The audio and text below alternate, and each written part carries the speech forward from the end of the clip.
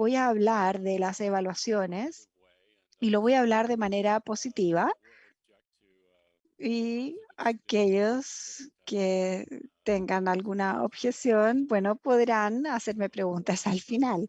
Entonces, déjenme comenzar con los primeros principios.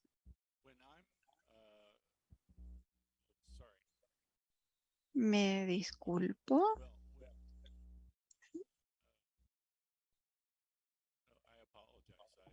El orador se disculpa porque está teniendo problemas de audio. Cuando se me dice que la educación no es medible, tenemos a René Descartes, que hace cientos de años atrás él fue muy famoso diciendo pienso luego existo, pero también dijo otra cosa, y es que si algo existe y existe en alguna cantidad, entonces esta cantidad es capaz de ser medible. Ahora, probablemente la mayor parte de nosotros está familiarizado con la curva de aprendizaje. Y acá tenemos un ejemplo de esta curva de aprendizaje. Existen dos aprendizajes en esta curva que quiero destacar, y uno que es que no es lineal y la otra es que ocurre a través del tiempo. Mucha gente quizás pueda no conocer tanto la curva del olvido, y en la década de 1870, Hermann Ebbinghaus hizo algunos experimentos que los hizo sobre sí mismo y descubrió que sobre el 50% de lo que uno aprende tiende a ser olvidado dentro de una hora.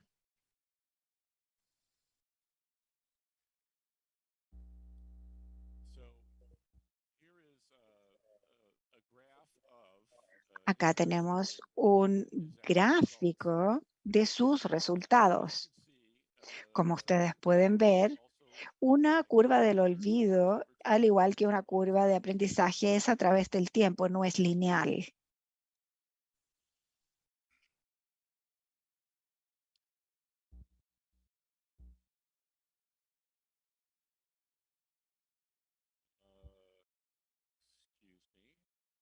Se disculpa el orador en este momento.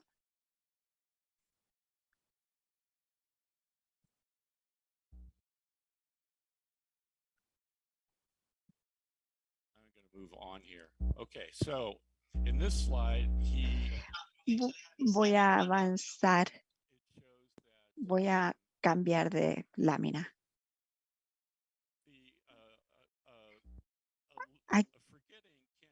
Aquí podemos ver que el olvido se puede reducir básicamente al revisar el material y las pruebas o examinaciones por sí mismo. Esta curva de olvido y este proceso básicamente tiene una función geométrica. En este ejemplo, la información es revisada después de una hora, después de un día, después de una semana y después de un mes.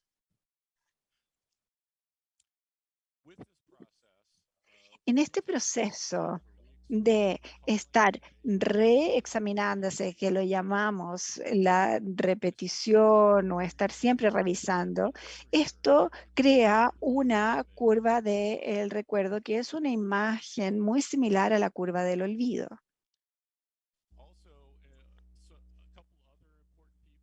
Y hay otras personas importantes también en la historia de la psicología. George Miller de los Estados Unidos, él hablaba de la memoria del trabajo, y John Sveller de Australia, él inventó la frase carga cognitiva, y vamos a ver cómo esto es algo importante. Entonces, la memoria de trabajo, los psicólogos han encontrado que no podemos retener muchísima información en la memoria de trabajo. con 7 u 8 trozos de información, sino que solo la podremos recordar por un periodo de tiempo muy corto. Pero la de largo plazo tiende a ser mucho más estable. Información que se transfiere a la memoria de largo plazo puede mantenerse estable por un periodo de tiempo, y el objetivo entonces es poder tener esa información lo más rápido posible hacia la memoria de trabajo y luego a la memoria de largo plazo, y esa es la repetición y el reaprendizaje. Ahora, muchos de estos experimentos recientes se han estado realizando en la Universidad de Pregrado, en la Universidad de Washington de St. Louis, y aquí tenemos una imagen. Y ustedes pueden darse cuenta que aquí la cita de Henry Rediger es muy similar a la de Ebbinghaus como la anterior, es decir, la recuperación repetida es clave en la retención a largo plazo. Él y sus colegas en la Universidad de Washington han realizado muchos experimentos y también revisado muchos años de pruebas experimentales. Han encontrado muchos beneficios a las pruebas, la práctica de recuperación o pruebas, y así está toda esta capacidad de retención, incluso mucho más que el no hacer las pruebas o el estudio, es decir, el releer. Y eso se llama el efecto de las pruebas, que ha sido conocido por mucho tiempo. Todo lo que es la recuperación repetida puede ser transferida a otras situaciones, y finalmente la recuperación repetida significa que es mucho más fácil recuperar información relacionada. Y hay algunos otros beneficios en las pruebas directas, en donde los alumnos que se examinan o hacen pruebas frecuentemente tienden a estudiar más tiempo y con mayor regularidad. Los exámenes permiten a los estudiantes descubrir lagunas y conocimientos y ajustar sus esfuerzos de estudio, presentarse en las materias difíciles, y los alumnos se dan cuenta que les va mejor incluso al haber estudiado. Y si las pruebas son mucho más repetidas, hay mayor aprendizaje en general. Ahora, John Hattie, que es de Nueva Zelanda, que en este momento vive en Australia, él ha publicado dos libros bastante conocidos, que es El aprendizaje visible y La enseñanza visible para profesores. Él ha hecho un metaanálisis de los metaanálisis, es decir, él ha visto los resúmenes de otras personas en la investigación de educación y ha resumido todos los resúmenes. Y al fin de cuentas, él ha desarrollado una calificación bastante aceptada de las intervenciones de la educación de acuerdo a su eficacia. Y entre los que están entre los primeros, aproximadamente la mitad tiene que ver con la aplicación de los exámenes, de las pruebas. Y en la parte inferior solamente uno involucra muchas pruebas. Por lo tanto, las pruebas sí funcionan, aun cuando esta no sea la intervención principal. Por otra parte, he hecho también personalmente un metaanálisis. He analizado 100 años de investigaciones sobre el rendimiento de los estudiantes en el contexto de los exámenes. He leído, aquí dice más de 3.000 documentos, en realidad son más de 4.000, porque sigo trabajando en esto. Y he analizado tres tipos de estudios: estudios cualitativos, cuantitativos y de calidad. Y en todos los casos,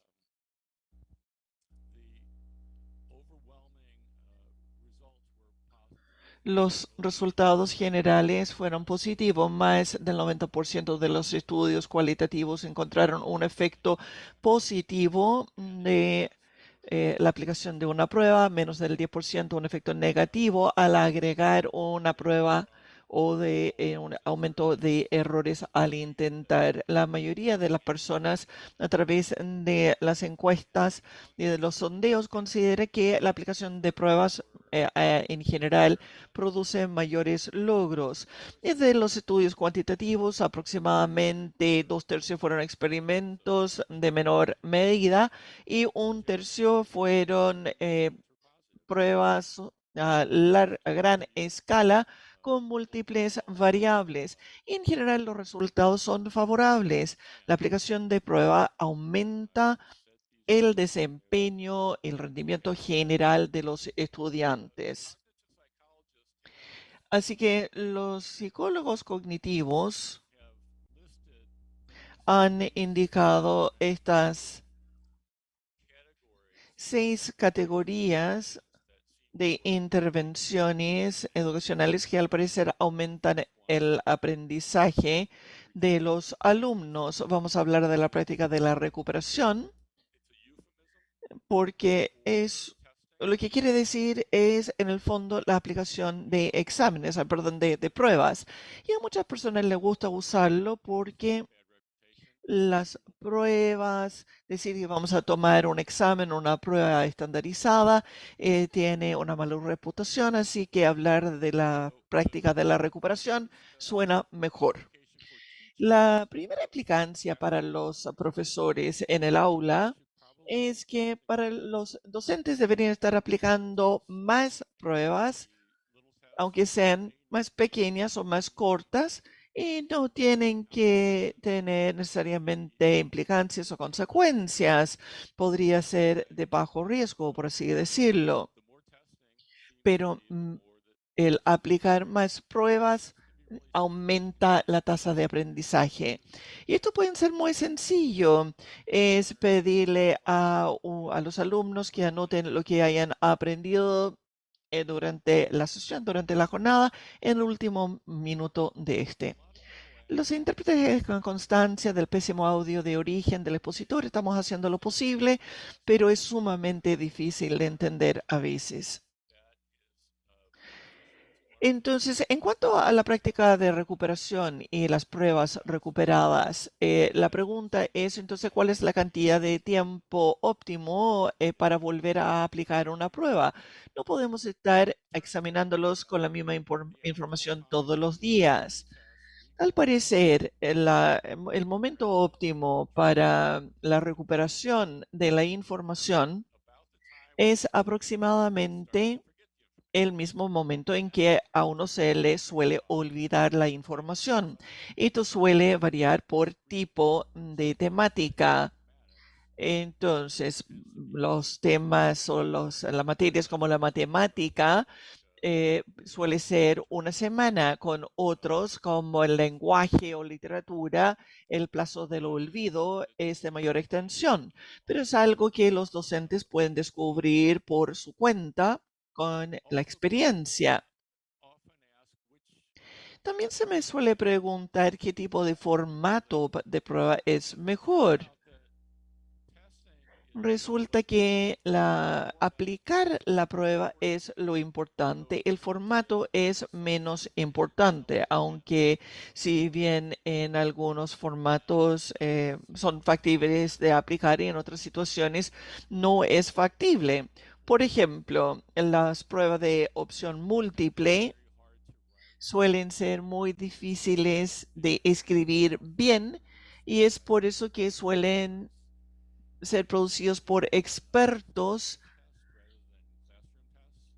en esta materia y suelen darse en exámenes estandarizados y no en el aula. Y luego hay otros tipos de formatos que son prácticamente imposibles de utilizar a gran escala, como los exámenes orales, verbales o demostrativos o de demostración. Así que otra implicancia para los docentes es que pueden trabajar los unos con los otros para tomarle pruebas a los alumnos, pueden intercambiar preguntas, pueden aprender mucho de los resultados en forma mutua y compartida. Hemos hablado entonces de las pruebas y cómo eso puede ser de utilidad. ¿Qué pasa entonces con las pruebas estandarizadas? Pues uno de los mejores beneficios, desde mi parecer, a las pruebas estandarizadas es que es una de las pocas maneras en que las personas fuera de los establecimientos escolares, es decir, el público en general, puede saber lo que está pasando al interior del establecimiento, que no es información que provenga del establecimiento en sí. Por lo tanto, es información objetiva, es información que emana de terceros en ese sentido. Y en ese sentido, la fuente es separada, esa parte de lo que son los profesores, los educadores de las escuelas. Pero la principal ventaja de una prueba estandarizada es precisamente esa estandarización. Le quiero dar un ejemplo de por qué y cómo esto importa. Hace 100 años las pruebas estandarizadas eran bastante novedosas y se popularizaron mucho, tanto en el ámbito de la psicología como de la educación. Pero la gente quería saber si estas eran superiores o en qué se diferenciaban de las marcas de los profesores en el aula o cómo podrían tener cabida en un programa regular. Así que dos profesores, específicamente Starch y Elliot, hicieron dos trabajos con alumnos con trabajos en inglés y en geometría. Enviaron los trabajos a 242 profesores, perdón, 142 profesores para que lo calificaran. Cuando recibieron las notas, había una variación de la calificación entre un 50 y 98%. Es decir, algunos docentes estaban calificando el mismo trabajo de los estudiantes como reprobados y otros daban una nota bastante superior, que aprobaban con mérito. Y en el caso de los trabajos en geometría, eran 116 profesores y la variación fue igualmente contundente o superior.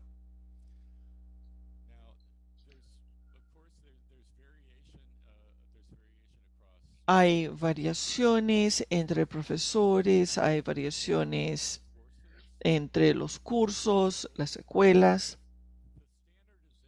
Entonces, la estandarización de una prueba precisamente estandarizada muestra una cosa en forma permanente, que es que sea constante precisamente. A lo mejor no es la mejor medida o medición en todos los casos, pero sí da congruencia y se puede utilizar para la comparación. ¿Qué sucede entonces con los exámenes de alto riesgo, de alta gama? Puede ser de utilidad para los estudiantes que requieren de la motivación externa, cuya motivación interna no es suficiente para estimularlos para que trabajen. Y también les indica a los alumnos que la prueba en sí es importante y que la materia es importante. Así que para resumir todas esta información sobre estos experimentos, hay que tener presente que en general sí se han hecho estudios a pequeña escala utilizando lo que son pruebas formativas. Es un concepto que manejan los psicólogos cognitivos. Pero ¿qué pasa con las pruebas a gran escala? Yo suelo tener una opinión diferente a muchas personas con respecto a la relación entre las pruebas de los docentes y las pruebas a gran escala. Muchas personas creen que debe haber una transición perfecta entre uno y otro, que deben tener el mismo formato, pero discrepo de ello y creo que es porque los Los exámenes a gran escala ya tienen suficiente fines. Estos son algunos de los propósitos los usos para que se utilizan estos exámenes para seleccionar programa con cupos limitados, supervisión en diagnóstico de sistema, planificación de la fuerza laboral, responsabilidad, acreditación, etcétera. Y a mí me parece que con eso basta. Y por lo tanto, lo que es la evaluación formativa debe quedar radicado en los docentes en los establecimientos escolares. Hace algunos años hice un estudio donde básicamente contabilicé todos los puntos de decisión a nivel del país y lo comparé con el el tercer estudio de matemática internacional de matemática y ciencia. Para el control de calidad, los puntos de decisión eran decisiones con respecto a lo que acabamos de ver, ingreso a programas selectivos, etcétera. Y básicamente vimos todos estos controles durante el avance del alumno. Y como podemos ver, hay una correlación entre la cantidad de los controles de calidad y los puntos de decisión en relación al desempeño del país en el examen. También vi las cifras ajustadas por Producto Interno Bruto, per cápita, y estos resultados se mantuvieron. Acá tenemos un gráfico de la OCDE y específicamente de su informe anual de estadística de educación. Y tiene que ver con los sistemas de financiamiento de los establecimientos escolares, sean financiados por el gobierno regional, nacional o local. Y acá he destacado a Chile acá con esta flecha roja. Chile está por la izquierda porque el financiamiento de la educación es prácticamente 100% centralizado. Todo viene del gobierno central. Y a mano derecha podemos ver que los otros países tienen una mezcla bastante más elevada de fuente de financiamiento. Yo digo, Yo, yo propongo que aquí vemos las evaluaciones centralizadas, dado que un país está pagando por las escuelas, entonces tiene sentido que el país completo tenga la información de estas evaluaciones nacionales.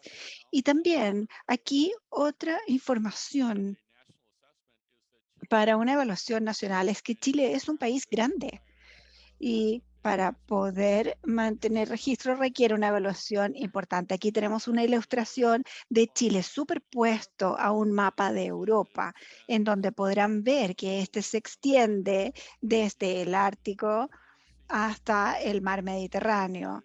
Y aquí tenemos otra vista de Chile que va desde Lisboa hasta Moscú.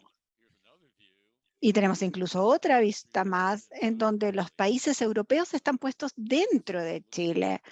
Y esto son casi 8 países los que caben dentro del mismo espacio chileno. El punto es que Chile es grande y poder mantener registrado lo que ocurre en un país tan grande se necesita una evaluación a nivel nacional. Ahora, también discrepo con algunas personas diciendo que las pruebas a gran escala deben ser muy seguras, aun cuando no haya algo para los alumnos. Y aquí tenemos una imagen de la Policía Nacional en India realizando una prueba para admisión a las fuerzas y pueden ver que la seguridad es bastante estricta. Sería muy difícil hacer trampa en este caso copiándole a otra persona tomando el examen. La mayor parte de estos exámenes de ingreso profesional son muy seguros debido a que las personas dentro de una profesión quieren asegurarse que quien participe sea una persona competente. Pero aquí tenemos el ejemplo opuesto también de India y de acuerdo al fotógrafo. Esta es una escuela en donde las personas que están subiendo por las murallas son miembros de la familia que ayudan a sus hermanos, hermanas o sus hijos para que hagan trampa en los exámenes. Quizás este es un caso muy extremo, pero estoy tratando de establecer el punto de que todas las pruebas deben ser administradas de manera segura, ya sea si hay consecuencia o no para el alumno. Otra consideración en pruebas de gran escala es el informar los resultados, no solo como promedios, con su dispersión de resultados también, sino que aquí hay un ejemplo de cómo esto puede ser realizado. Esta gráfica es de uno de los estudios internacionales en los que ustedes pueden ver que cada país tiene sus resultados reportados hacia la media y la dispersión que existe que va entre el 10 y el 90%. Es una forma más justa de informarlo de esta manera, porque un promedio solo es un promedio y es un punto dentro de una gran distribución. Ahora, el saber qué es lo que está ocurriendo con otras pruebas a nivel nacional o internacional en este momento, acá tenemos algo que pude compilar la semana pasada con pruebas internacionales y tenemos las pruebas PISA del OCDE que han sido administradas un par de meses atrás. Tenemos el TIMSS que fue renovado hace un par de meses atrás. Otras pruebas internacionales deben realizarse el próximo año. Y me disculpo porque lo leí mal. Es la prueba de computación, de habilidades, ¿no es cierto?, de alfabetización informática en realidad. El de matemáticas y ciencias será administrado el próximo año y el de lectura todavía no tiene fecha. En América del Norte, los Estados Unidos y sus pruebas nacionales ya se han reanudado después del COVID y fue administrado hace unas semanas atrás, después de varios años de no haberlo realizado. Canadá lo empezará a hacer después del COVID en los próximos meses. México ha decidido no administrar este examen nacional, pero eso creo que no tiene mucho que ver con COVID. Simplemente la administración no quería continuar con esas pruebas. Ahora, se me ha pedido que responda a algunas críticas sobre las pruebas. Y en mi primer libro, que se llama Kill the Messenger, The War on Standardized Testing, o Matar al Mensajero, la guerra a las pruebas estandarizadas, tenemos algunos argumentos que uno es enseñar para la prueba. Y eso significa que el material que no se relaciona con la prueba se ignora. Incluso las clases o los profesores pueden usar pruebas de práctica más que la enseñanza habitual para poder preparar a los alumnos. Y pienso que existen varios argumentos que se pueden considerar. Y aquí un contraargumento es que esto realmente no funciona, puesto que la cantidad de tiempo invertido en preparar a los alumnos para la prueba es la misma cantidad de tiempo que se le está quitando a la enseñanza de ciertas asignaturas y a los alumnos les va incluso peor. Déjenme continuar entonces con el siguiente, que es estrechando el currículo que está relacionado con enseñar para la prueba. Aquí el argumento es que solo aquellas asignaturas que van a ser testeadas son a las que se les presta atención y que otras asignaturas son dejadas de lado. Y algunos contraargumentos a ello es que se necesita de todas maneras normas comunes para que sean seguidas por las escuelas. Si no, las normas se convierten en algo arbitrario. Las otras asignaturas que podrían ser olvidadas pueden ser un requisito y que sea un elemento central que esté obteniendo el trabajo de esas asignaturas. Y finalmente, si es que las pruebas inhiben la innovación, si hay una enseñanza fija de tal manera que hace que los profesores no sean capaces de adaptarse a distintos estudiantes y distintos tipos de clases, pienso nuevamente que en la ausencia de algún tipo de prueba estandarizada, aquí esto se puede convertir en algo muy arbitrario. No es necesariamente mucho mejor que la enseñanza que sigue otro tipo de principios. Y finalmente, el libro más reciente que se llama Corrigiendo las falancias de las pruebas educacionales psicológicas fue publicada por la Asociación Americana de Psicología y esta contiene no solo respuestas a acusaciones establecidas en contra de la prueba estandarizada, sino que también tiene un listado de estudios de investigación que se relacionan con estas acusaciones. Esto es de mi capítulo relacionado con estas pruebas y hay referencias y otras que responde a distintos tipos de investigaciones. Y bueno, eso es lo que yo les tenía. Les agradezco por haberme invitado y estaré feliz de responder sus preguntas.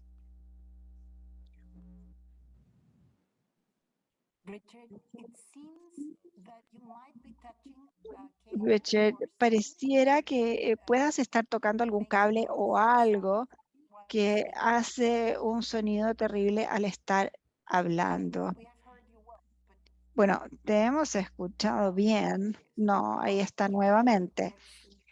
Y continúas. Voy a comenzar con un par de preguntas que estamos recibiendo de profesores y directores que han estado escuchando. Una tiene que ver con el ser responsable. ¿Cuánta responsabilidad es necesaria para poder establecer buenas políticas públicas y cuánto se necesita para poder mejorar el proceso de aprendizaje y enseñanza?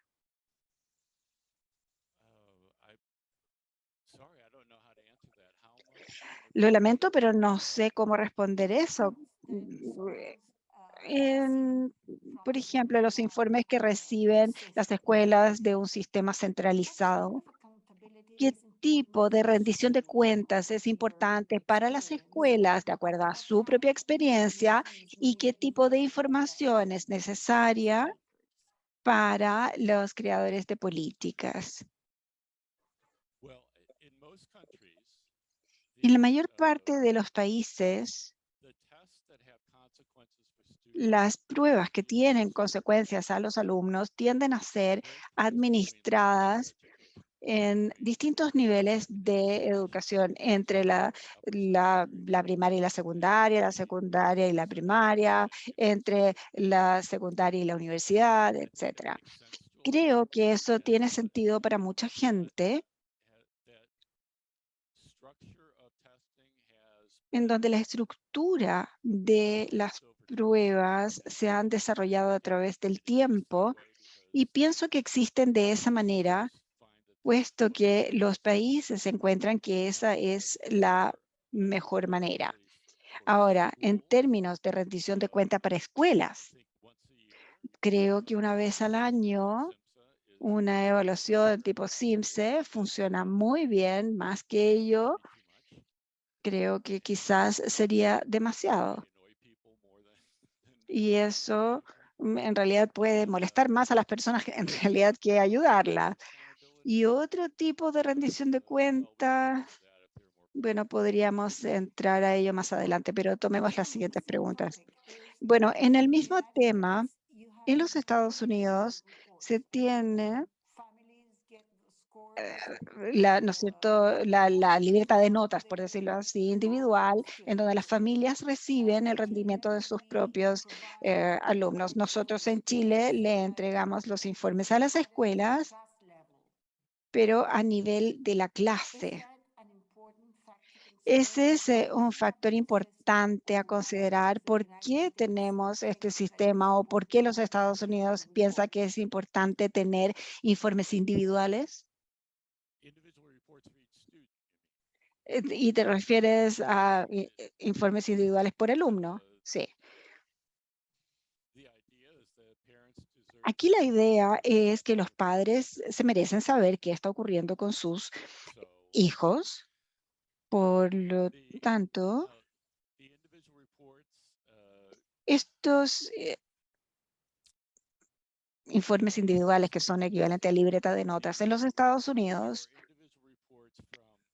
existen estos informes para ciertas pruebas anuales que solo se realizan para lectura y matemáticas, y no sé cuánto eso ayuda, puesto que esos informes tienden a ser entregados bastante tarde. Pero los informes individuales para alumnos, a ver, perdón, pero cuando dices tarde, ¿son qué, 6 meses? Yo creo que hay un problema con ese sistema en los Estados Unidos, en donde los informes tienden a llegar después de las vacaciones, y eso es demasiado tarde, en donde es obviamente un resumen de lo que los profesores anteriores hubieran estado familiarizados, pero no sirve para los nuevos profesores. Creo que la mejor manera de informar y que esa información permita que los padres sepan lo que está ocurriendo con los alumnos es bastante frecuente en términos de entrega de notas muy continuas, y se puede hacer eso con cierto tipo de pruebas que son bastante cortas y frecuentes, y con las pruebas nacionales que son administradas y así establece cuán bien les va a los colegios.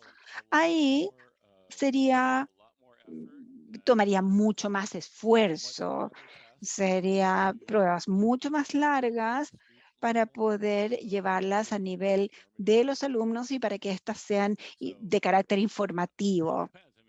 Así que depende, si se quiere saber acerca de cada alumno de manera individual, se necesitan pruebas que se enfoquen en cada alumno individual.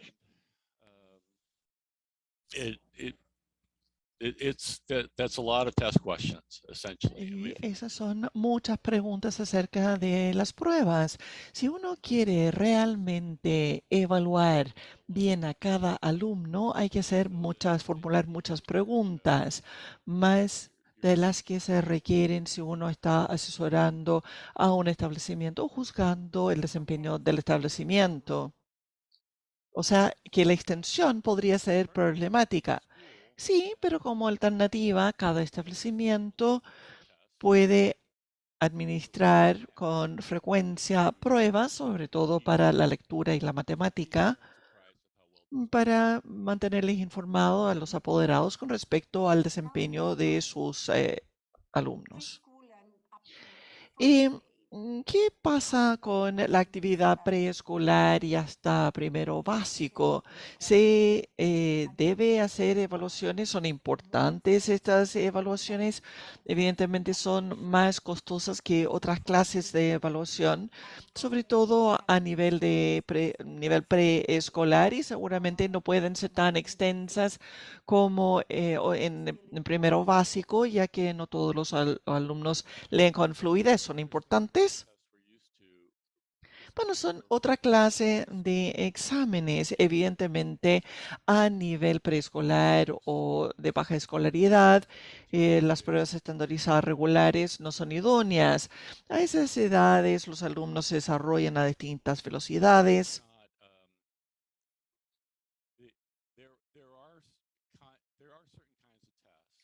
Pero hay ciertos tipos de pruebas que sí pueden ser útiles, pero suelen ser aquellas que deben ser administradas por docentes y no son pruebas a gran escala ni estandarizadas, sino que requiere de la intervención, la comunicación directa del docente con el alumno.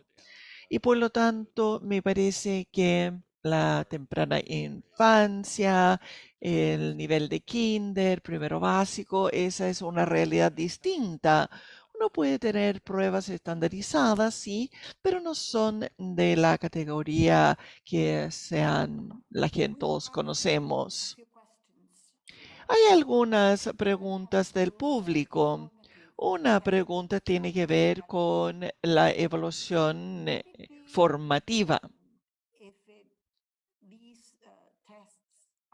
¿Sería importante si se calificaran estas pruebas? Es decir, que y esta calificación tuviese alguna relevancia, perdón, en el avance del alumno, o sea, tener una evaluación formativa te daría una sensación de seguridad y de relevancia, tendría por parte de los alumnos. No sé qué opino con respecto a eso. No soy experto en la calificación por parte de los docentes. Hay personas que consideran que la calificación puede ser contraproducente en las pruebas formativas. En esta clase de pruebas, el tipo de retroalimentación más útil es la retroalimentación específica con respecto a las habilidades específicas en las cuales tienen que trabajar los alumnos. A veces las calificaciones son necesarias al final del semestre, pero para todas las evaluaciones formativas, yo diría que no es necesario una calificación, pero sí la retroalimentación. Eso es individualizado, por supuesto.